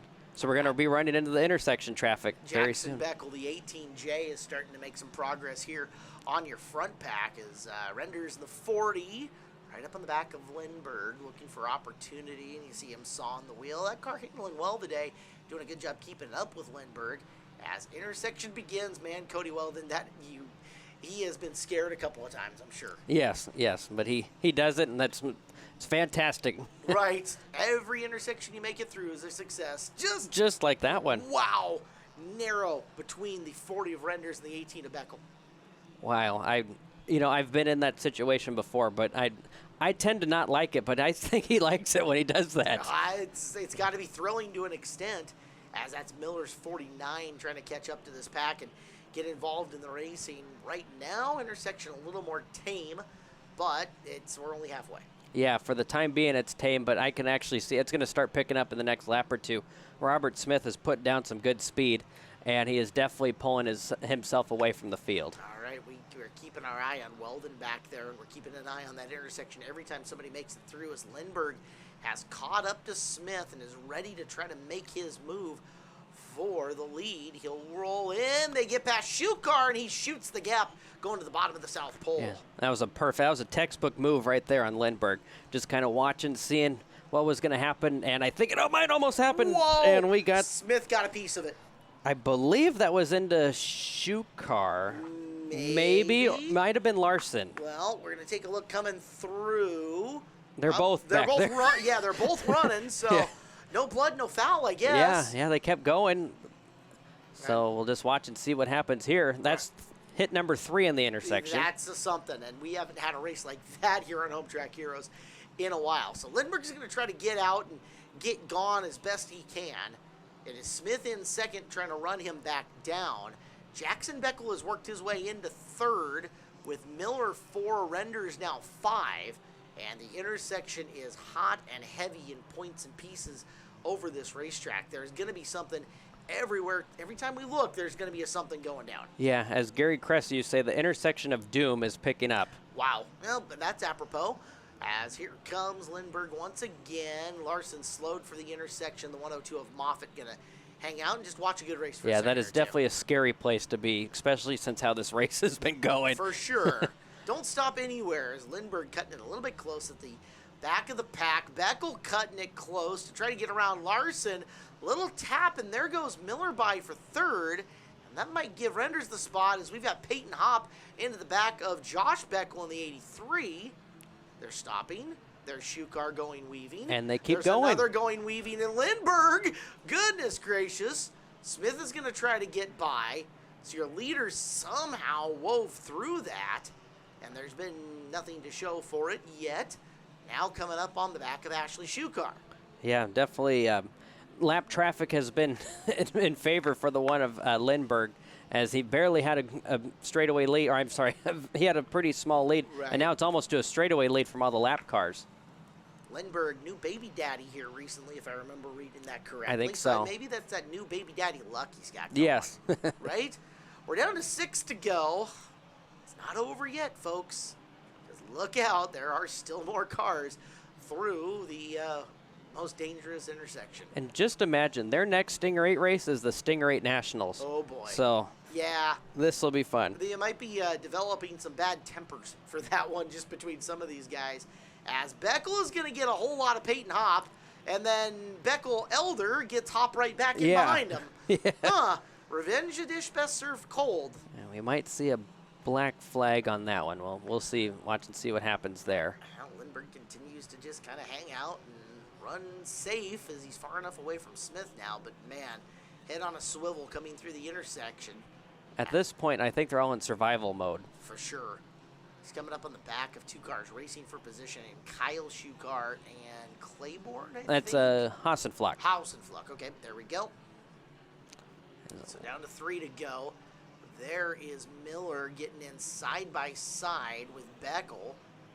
And retaking third. Beckel up on the back. You can see that big old cow catcher front bumper on that car. As here's your leader, Lindbergh, tucked in behind Shukar and Hausenfluck now. As they'll go side by side into the North Pole, into 2 to go. This is scary racing amongst 2 cars in multiple grooves for position. And Smith is taking advantage and closing here in the late stages.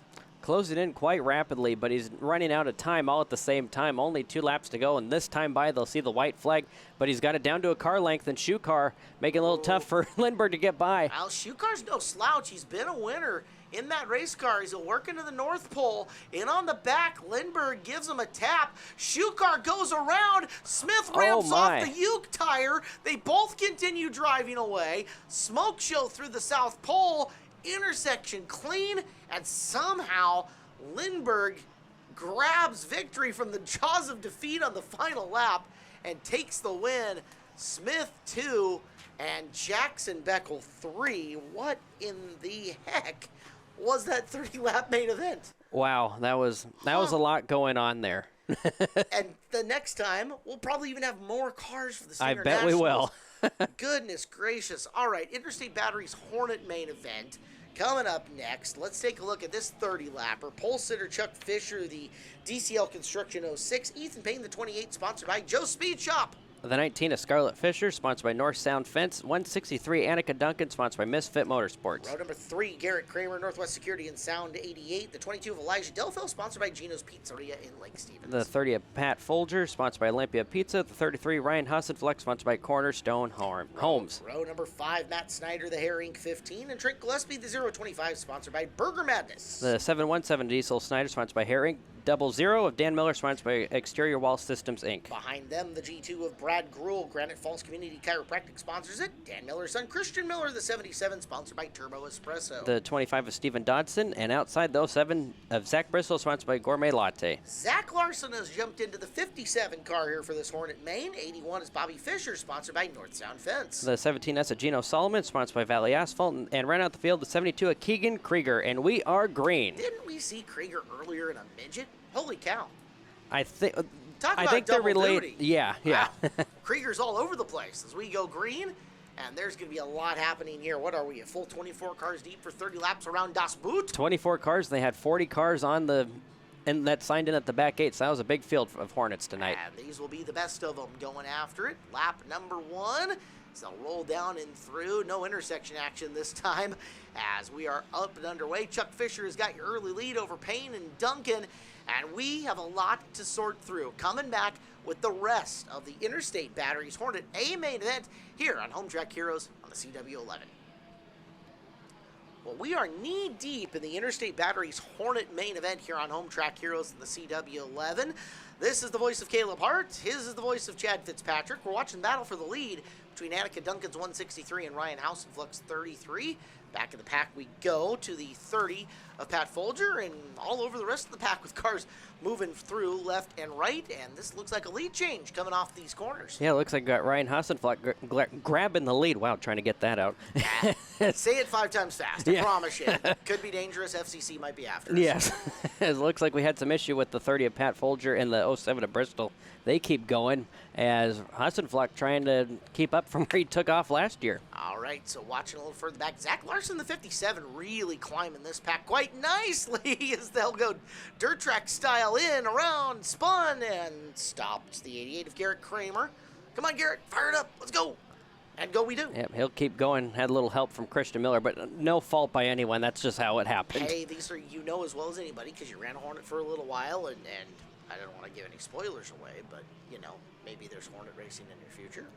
Hopefully. Maybe. Hopefully very near. But these are cars that you race. They're not necessarily race cars. There's not a bunch you can do in terms of aftermarket parts for handling or anything. It's throw a roll cage in it, throw your safety gear in it, and go. That's pretty much the whole intent of this class. This segment brought to you by Busch Beer. Busch Beer, the official beer of NASCAR and Evergreen Speedway. Busch Beer, the sound of a refreshment, crisp and cold as a mountain stream. Keep your fridge happy by stocking it with Busch and Busch Light. Busch. Looks like we have a battle. I believe that is for the 5th or 6th spot between, looked like that was that was Larson, right? Right, yeah. Yes. You can tell, I mean, we're here in the USA Birthday Bash, and the Larson 57 has had its USA Birthday back bumper bashed in. Yeah, I got abused from that Stinger 8 race. A little just previous. bit. But hey, maybe it's extra aerodynamic. That is a great race going on between Larson and, is that the... That was Dan Miller in the That's 00, right, and he had okay. a great run coming off that corner as Matt Snyder, who won, I believe, the last race, is now in third. Did you see how high up on the straightaway Hausenfluck was taking the 33 there? He was darn near scraping the wall with the right side of that car as he entered in the corner. And that is a perfect line. Just right up against it, maximum speed. You know, these cars tend to want to push. They don't want to get loose. And when you go way out wide like that, it'll try to get the car to turn a little bit better through the corners, and that's probably why he has such a big lead at this point. Right, that natural rotation of the arc of the turn that helps you out a bunch, right? Yeah, the art of doing that in this class, and you'll go really far. So Hausenfluck continuing to stretch that advantage. He is your reigning Hornet Division champion here at a tight race that came down last year. He ended up picking it up, and this would be first main event win of the season if he can pull it off, as we're over halfway, and he has got a gigantic pad between himself and Annika Duncan in the second position. Yeah, with only 13 laps to go, he has about, I would say, 10 to 12, maybe even 20 car lengths. So he's just got to keep up the momentum as he's going to be getting into some lap traffic. But that's not going to be anytime soon, as he's just kind of put himself in this area where he's by absolutely no one. What he's hoping for right now is to not get Bobby Fishered. Yes. Out there way out in front of the race like we'd seen Bobby do so many times before. He finally got that main event win. Finally did, and then a late race caution coming as here comes the 57 of Larson to the inside of Matt Snyder. He's got third by a whisker as there's a car spun out right in the middle of the corner ahead of him. Looks like that might have been Duncan. Yep, and she will keep going as no yellow needed, as looks like Christian Miller and Diesel Snyder having a good battle for the, I believe that's 5th or 6th spot. Well, heck, that's going to put Larson into second with Duncan being spun out mid-corner like that. So that was 2 spots, 1 turn. Yeah, that was perfect for him. Yeah, and with a little bit of time to kind of cruise and see if he can catch up, as there's Duncan's 163, Diesel Snyder's 717. Your leader is that gray with neon number 33 who just got off the boot. And then behind him, it's the black, blue, and pink 57. Ryan Hausenfluck, Zach Larson, 1 and 2. And there's still a lot of groove between them. But now Ryan's going to come up on a couple of cars, battling for position in Kramer's 88. And boy, putting Trent Gillespie a lap down. Trent must be having trouble today. Yeah, most definitely, because he was a one-timer. I believe he's won once this year. So, and now he's getting lapped. So something going wrong with the 025 of Trent Gillespie tonight. Snyder 717 making the move around Duncan as they get to the intersection.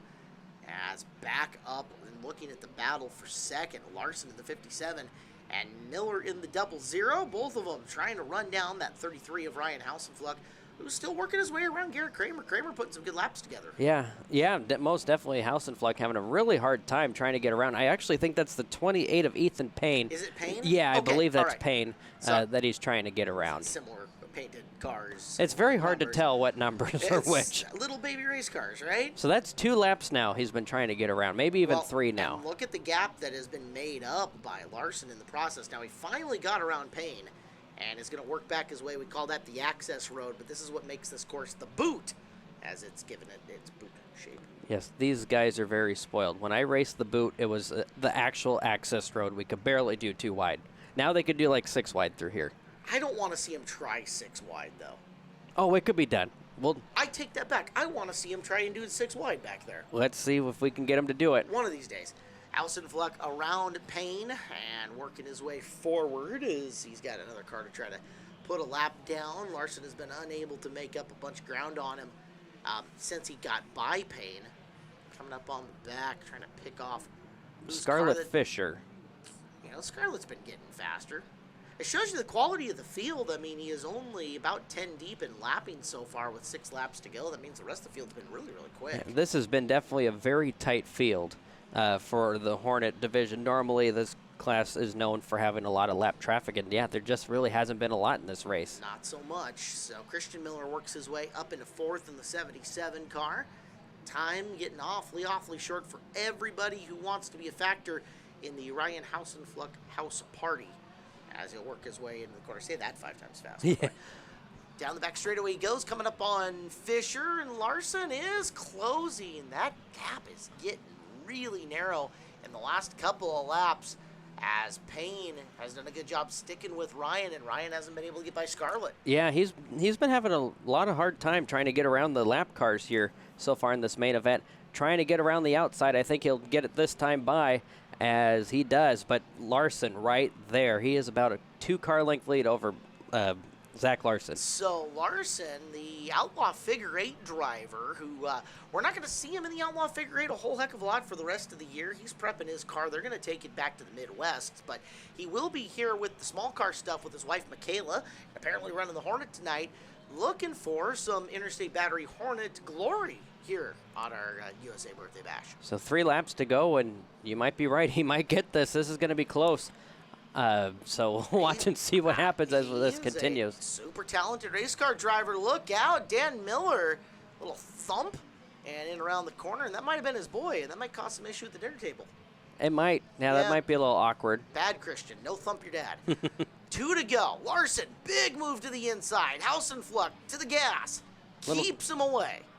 Little contact, though, through the middle of the corner, as Hausenfluck will have the advantage right now and then go back to the advantage as they go back onto the 3/8. Oh, but he gets a little wide coming off it, and there goes Larson down to the bottom. Door panel to door panel, and Ryan Hausenfluck, white flag out, is now trailing Zach Larson. What a run for Zach. Yeah, that was a great move by Zach Larson. He saw where he had to pounce, and he definitely did, as he will be going through, I guess that'd be the access road, and back onto the 3/8. Nothing for Hausenfluck to try to get by as he goes through 3 and 4. Give the win to Zach Larson. I had him starting 17th on this field. What Look a at run that. for Zach. Nice job for him. Hausenfluck 2, and Christian Miller going to end up taking 3rd ahead of his dad in the 0-0. All right. Well, let's get into the really crazy portion. Not that this hasn't been crazy enough, Chad, but you want to get nuts? Come on, let's get nuts. Let's go bus racing on Home Track Heroes. We've got buses, we've got boats, and a demo derby coming up in the final segment, but for now, it is Busville. Keeping track of the leader and stuff in buses is always a little bit tough, so we're just going to try to identify the bus and call who they are and be good with it. Sound good? So the first baby bus is John Peterson. Okay. Then we got the 27 of Conley Graper. Okay. The 7 of Nick Howes. Yep. And that's all we know right now. What's the other little baby bus? 'Cause So we have there's a 3. second one, We have 3 right? baby buses. Oh, wow. We got baby buses galore on this one. It's like they've been multiplying. So they're towards the back, there's 78 of Michael Duncan, the 24 of Brian Duncan. Okay. Let's see if we can. Jake Reppin's out there in the 81 bus. I just haven't figured out which one that is yet. And the 35 is Jeremy Pratt. That's the second baby bus. Okay, so the second baby bus is Pratt, the former, gosh, we've seen him in a truck before, I know that. And I've seen him in street stocks, too. Okay. Little bus 2, I'm making notes here. And we are green. All right. It doesn't look like it, but we're green. Well, let the bus madness begin on the figure 8 course. Now, John Peterson, noted cheater of bus racing, right?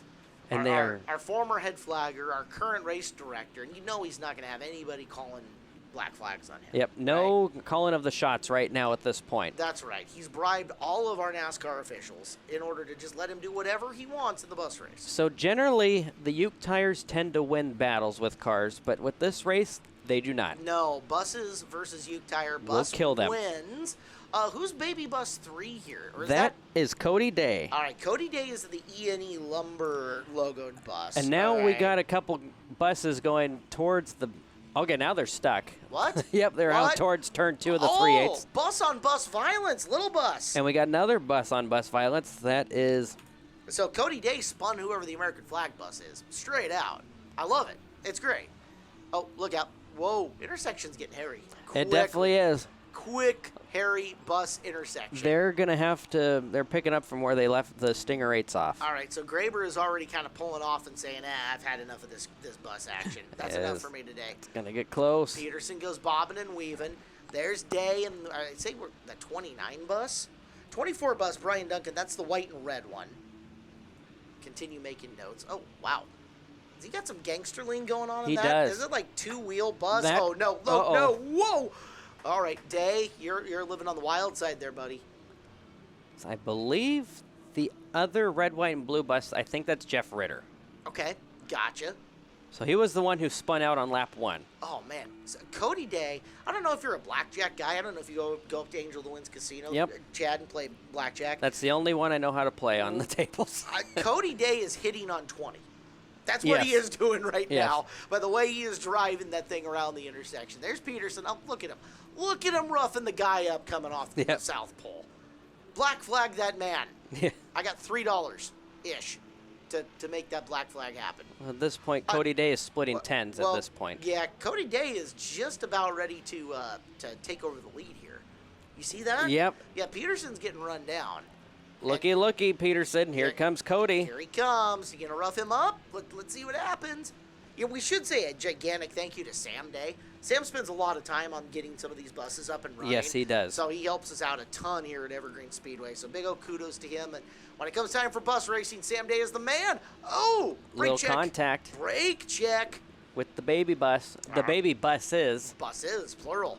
White and red of Brian Duncan is getting passed by Michael Duncan? Yep, the 78? Duncans. The two Duncans. Duncan on Duncan action coming off the North Pole. As we got Jeff Ritter trying to get in on the action as well. Oh, Jeff seeing an opportunity to pounce here. He's an open door, quite literally at the back of the Oh. Duncan bus. That was scary. Now, I believe Cody Day. Yeah, he's gone. He took the lead. He's Out. out. He's Yeah. gone. Well, I mean, shortest, most maneuverable bus. That makes a lot of sense, Yeah, right? he should be in the lead. You would hope. Oh, boy. This is getting... Whoa, careful. This is getting really wild. There's Peterson. You can finally see the big silver 2 on the back corner of his. The silver doesn't show up depending on where the lighting is, right? And now Conley Graber has decided to join in again. I think he was just watching to see Oh. how it was going to unfold. Oh, no. Oh, my. We got problems. Everybody okay? Still all right. JP gets through. Did JP get back by Day? Or is Day coming to lap him? I think Day went to no. lap him. That's the other slower little bus, isn't it? Well, no, There's yep, JP. that's JP. I Okay. think there's Pratt going through, so that's the third baby bus. Wow. Look how orderly that was through the intersection. It's like they were following the traffic lights on the intersection on-ramps instead of Yeah. just blowing through them like I do, because Yeah, I hate them. we better tell him to quit doing that. We should stop. And Yeah. blow right through the red lights. Yeah, do it like me. It's going to be way better for you. Please don't write me a ticket. As they continue working around through the North Pole, this race is scheduled for a number of laps that we don't care about or keeping track of. We're just going to Yeah. checkered flag it eventually. I think it's supposed to be 10 laps, but we Oh. got, looks like, Nick Howe just got my. almost spun all the way around. There Oh, my. 3 wide bus racing, almost 4 for a second. Coming in and through. Flashing hazards are on. And... oh, that's going to be close. Orderly again. No, Oh, there it is. And up and Oh, over we goes go. Brian Duncan. Brian Duncan gets up and over, and I think that means we should probably get ready to checkered flag this. We'll checkered flag it. Cody Day is going to get the win, and here it is, the shot that finishes them all upside down. We got more coming up next on Home Track Heroes. This episode has been a blast of Home Track Heroes, and we got 2 more things coming your way. He's Chad Fitzpatrick. I'm Caleb Hart. Boat racing and a demo derby to finish it out, Chad. All right. Let's do it. All right, so this segment brought to you by Speedway Chevrolet. Visit Speedway Chevrolet and RV Center in Monroe for customized trucks, lifted truck, work trucks, and Speedway Chevrolet can locate the truck that fits you best. Speedway Chevrolet and RV Center also wants to take your trade and will buy or consign your vehicle or RV. Take the hassle out of selling it on your own. Speedway Chevrolet, we are green for our boat racing extravaganza. That is Rick Yargis. You remember Yargis. He won the bump to pass earlier. Cody Day has brought the bus out. Yep. Oh, that was careful. That was close. All right. Now that is Dylan Enser. We remember Enser earlier from our bump to pass racing, right? He was the one who had the Yes. chance to make the shot, and he didn't make the shot. And then we got one more out there, and it's Keith Taylor in the 191. Woo! Oh, we got double boats. Yeah, thrash them double boats around. So, Make that a boat and a half now. so they're running the figure 8, and Keith Taylor is getting way squirrely already, smoking her up. I see neon underneath that. I'm already That's a pretty fan. cool. That's pretty cool. All right, so 3. Oh, yeah. Oh, There we go. Enser, full send. All right, that makes up for some of the hits that he missed, right? He made it all up just right there. In one hit? I think so. Oh, all right. You're a much more forgiving judge than I am. I'm gonna need a little more chaos. As Dayton with no more boats on him. Oh, it's gone. The bus can just go full send. He can just like go head hunting boats now. Like he should just go through that boat right now and turn 4 there. Oh, Enser is Enser. He's an animal. Ooh, look at him. I'm like, get it, Enser. Oh, almost gets Yargis. I mean, I don't even know the rules of boat racing, but I got to imagine you get like 17 bonus points for mashing a boat, right? I would presume so. Okay. It's not like one of those survival of the fittest, last one with the boat wins, is it? I think it actually. Is it? It's kind of. It's a controlled but uncontrolled race, and you have to have a boat left. So technically, Cody Day is out of the race. He's just out there now. He's still giving it. Oh, look at just that! to create chaos. Wow. Enser with the spin out to avoid getting his boat smashed. That was good. Okay, now he's made up for it in my mind. Okay. That was awesome. Now let's see continued awesome here. It has been forever since I saw a boat race, and you can see the chaos of the wooden boats. Oh, Yargis. Oh, come on, Yargis. Oh. You had a perfect opportunity right there. He's thinking he wants to get Enser here. Oh, he's watching. Now he's there you go. stalking him. Oh, well, look at that. Maybe a mistake as he sideswiped Enser with his boat, and now Enser with the full run on the Yargis boat.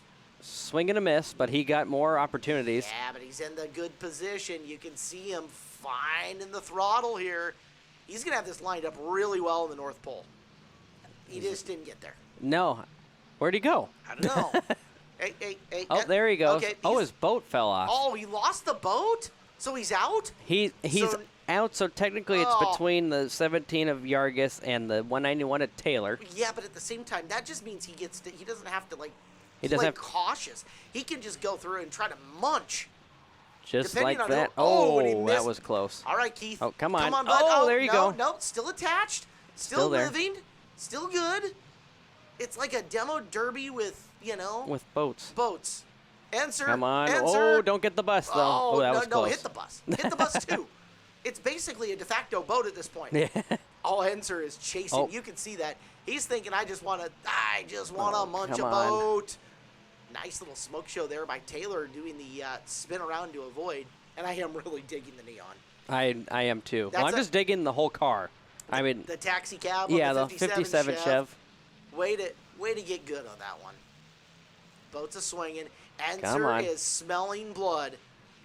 Jaws is in the water. There you go. Got a nice tag. Didn't get it. You almost want to go for the nice. You almost want to go for the chain in between them, though. That's where I think I would probably go for it, too. Oh, that was a good one. Tagging the back's not a big deal. It's tagging the front that you want to get. Sever the connection. He's up. How about just He's go through in. the boat? Wow. Party in the boat, and Enser still can't knock it loose, although he got most of it. Yeah, now it's just, whoa, there went the tire, right rear tire. Oh, that's fantastic. Finish him. Mortal Kombat style. Finish him. Wow. Wow. Nice evasive There driving. you go. There it is. No, not so much. Taylor. There we go. Yargis got him and finished him off. Well, Yargis is going to win this thing? Win this thing? Sure. Well, and then we got Keith Taylor with just 3 tires. dragging 2 more. Oh, that's awesome. All right. Greatest boat race in the history of Home Track Heroes. That was good. That just happened. All right. We're not going to do a podium because we're not. But we are going to move on because we have one more element left to do in this entire Home Track Heroes show. The USA Birthday Bash. It has been an absolute blast for you guys. Thank you for tuning in. Demo Derby time with Let's do 13 demo cars. This will be good. All right, so there's a bunch of them. The 10's Lucas Humphreys, the 11's Louis Bambauer, the 14's Joey Ensminger, Scott Melishinsky is the 50, Kevin Bachmeyer the 52, Brandy Bachmeyer the 57, Jeremy Randall the 78, Darcy DeBruin the 116. We've seen J.J. Randall's 178 before, Caleb Robinson the 191, Jason Ranker the 192, and the 711 is Tim Schubert. 13 demos going for all the chaos. And let us begin. Now, Demo Derby, we've talked about this before. You really want to strike with the rear.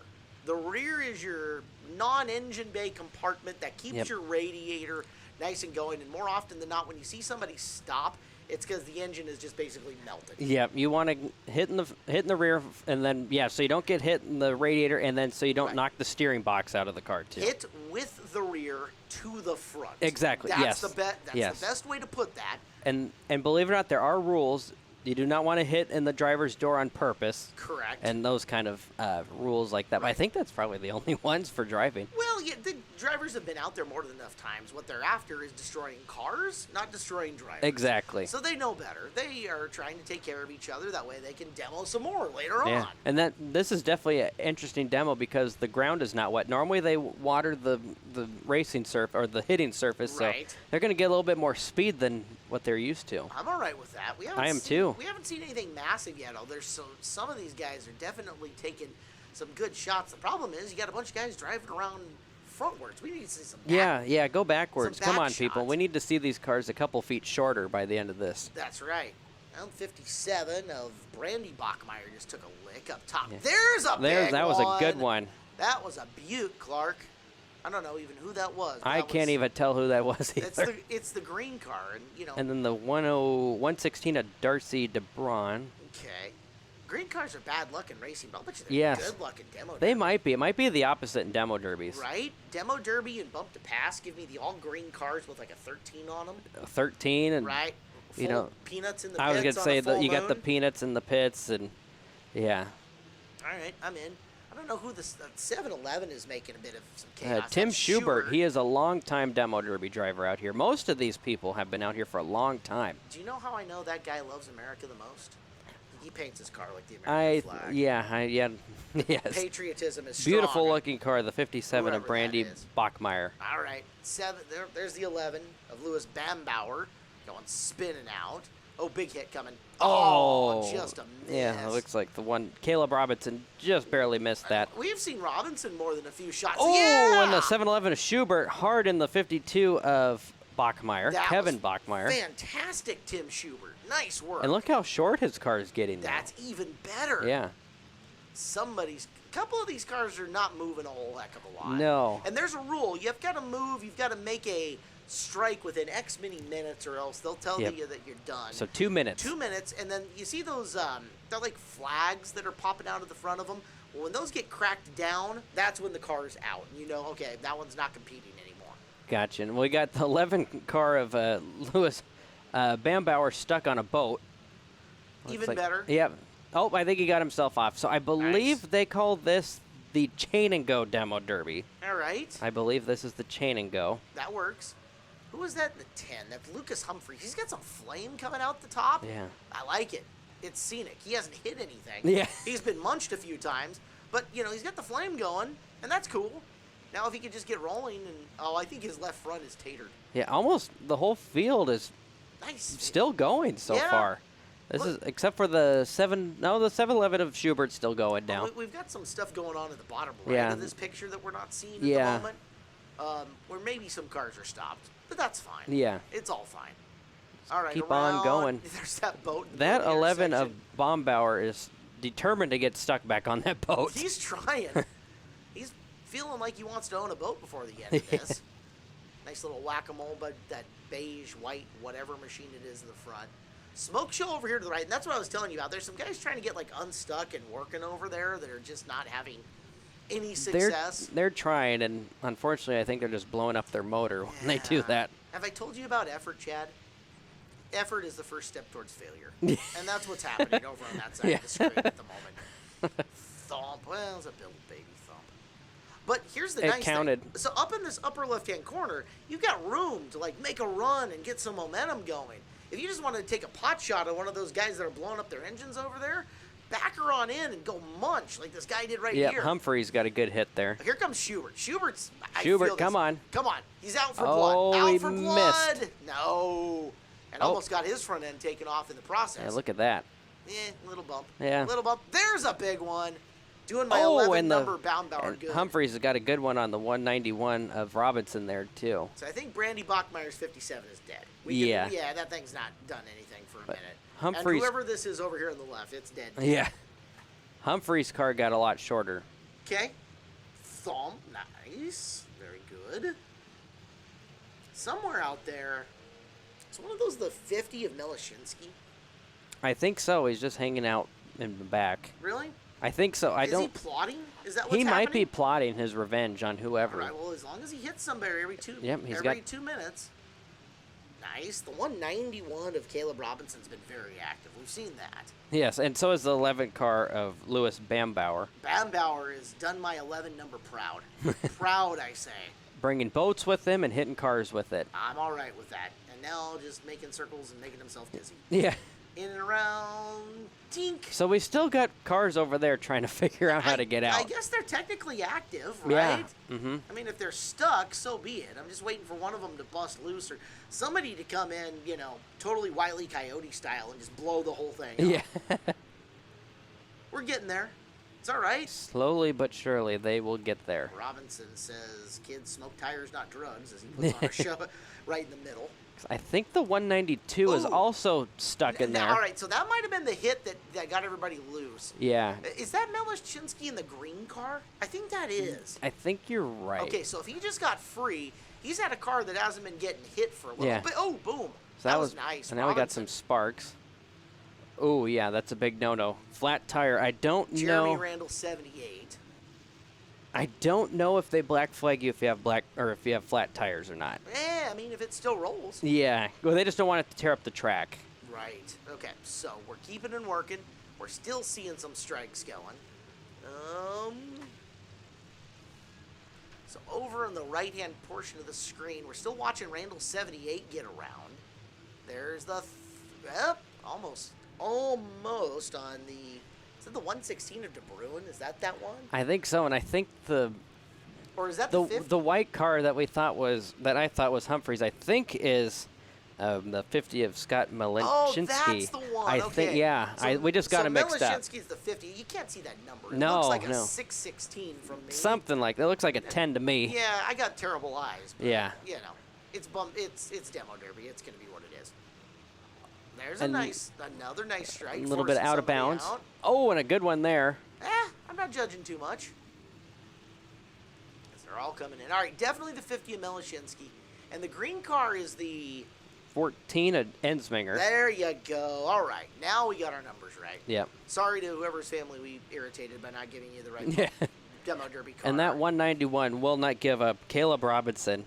I like his stick-to-itiveness. Yes. I hate the fact that his race car is wrecked, but I like his stick-to-itiveness. Yes.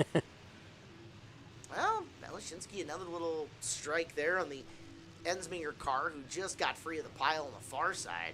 So we're down to 5 cars still. Oh, that 191's tearing up the track. He's got no tire on the left rear. No, he doesn't. That's beautiful. It's a good thing this happened before. If he's going to do that, go farther into the figure 8 track. Don't do it on the new pavement. Don't do it on the front straightaway of the 5/8 in which you'll be running on the Summer Showdown coming up sooner rather than later. Yeah, Caleb, go closer in the figure 8 track. Right. Summer Showdown, just a few weeks away. Get your tickets now, by the way. Yes. Right. Because it's going to be fun as we continue to watch a very fun demo derby. 4 cars still involved. And more cars moving than being involved because they're just hitting slower cars at this point and moving them around to try to create more space at points in time. And this is what happens. They're using up anything they have left of their car, which is almost virtually nothing at this point. Robinson in the 191. Melishinsky again taking a shot there on Ensminger. And that was a good shot on Robinson versus Bambauer, Lewis Bambauer. Bambauer's still going. Doing the 11 number proud. Well, he thought about it, but he missed. I think we're down to 3. I think so. All right. Yeah, So we know our top 3, which your typical demo derby only pays top 3 anyway. So these guys are in the money. Oh, yeah. They're in the money. Yeah, these demo derbies pay quite well as well. Yes, they did. Well, I mean, they got to put entirely new cars together afterwards, right? Because these things are junk. Yeah. Boom! Yeah. Look at that. That was a good one. That was big time. Oh, there's might be 4 running. No, that was Bambauer. Yeah, coming in. I think he just moved another car. It wouldn't be the first time that a strike actually got somebody going again. Nice shot there. Yeah, I've been told from some. Yep. So looks like that's gonna be it. And checkered. And they're giving it to Melishinsky. All right, Melishinsky gets the win. And his car's on fire too. So it looks like yeah, fire extinguisher went out. All right, well, that's it. That episode went lickety-split fast, quicker than a hiccup. Chad, thank you. That was awesome. Thank you. All right, coming up next week on the show, it's the Central Welding 125 for the Speedway Chevrolet Pro late models. Also, driver reunion night here. Street stocks, mini stocks, super stock figure eights coming up. The next time you can be live at Evergreen Speedway, it is the Figure Eight Nationals coming up Saturday, July the 15th. Make your plans to be here. For Chad Fitzpatrick, I'm Caleb Hart, the whole staff and crew here at Home Track Heroes in the CW11. See you next week on Home Track Heroes.